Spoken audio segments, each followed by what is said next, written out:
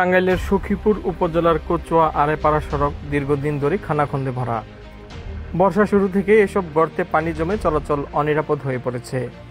তাই ইসলামী আন্দোলন বাংলাদেশের সখীপুর উপজেলা শাখার নেতাকর্মীরা উদ্যোগ নিয়েছে সড়কটির খানাখন্দের পানি বের করে সাময়িক সংস্কারের।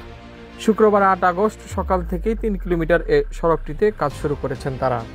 জানা যায়, কচুয়া আড়েপাড়া সড়কটি অত্যন্ত জনগুরুত্বপূর্ণ। এটি বেশ কয়েকটি জেলা ও উপজেলার সংযোগ সড়ক, কিন্তু দীর্ঘদিন সংস্কার না হওয়ায় পথচারীদের চরম ভোগান্তি পোহাতে হচ্ছে। সংস্কার কাজে অংশ নেওয়া ইসলামী আন্দোলন বাংলাদেশের সখীপুর উপজেলা শাখার সেক্রেটারি মাওলানা সাইফুল ইসলাম জানান, খানাখন্দে পানি জমে থাকার ফলে সড়ক যেমন নষ্ট হয়, তেমন চালকরাও খানাখন্দের গভীরতা বুঝতে পারেন না, তাই সহজে দুর্ঘটনা ঘটে।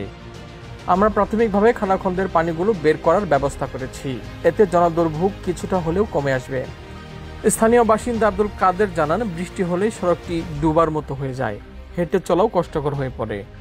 আমরা দ্রুত স্থায়ী সংস্কার চাই। অটোচালক শফিকুল ইসলাম জানান, সরকার চাইলে এ ধরনের জনভোগান্তি নিরসনের ব্যবস্থা নিতে পারে।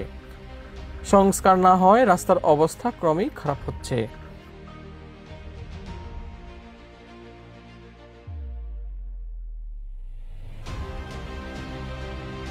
আমরা রাস্তার যে গর্তগুলো হয়েছে সেই গর্তগুলো যে নালা তৈরি করতেছি পানি নিষ্কাশনের জন্য।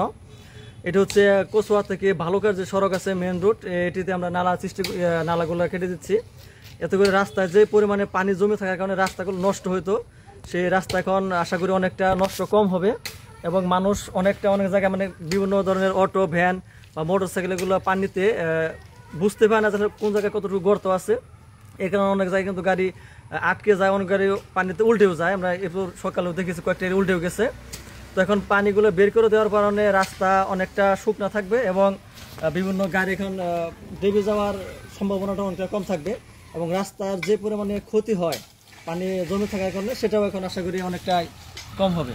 ইসলামী আন্দোলন বাংলাদেশ সখীপুর উপজেলা শাখার যে আমাদের স্বেচ্ছাসেবক টিম রয়েছে, সেই টিমদের নিয়ে আমরা আজকে কচুয়ার থেকে ভালুকার যে রাস্তা রয়েছে এদিকে কাজ করতেছি।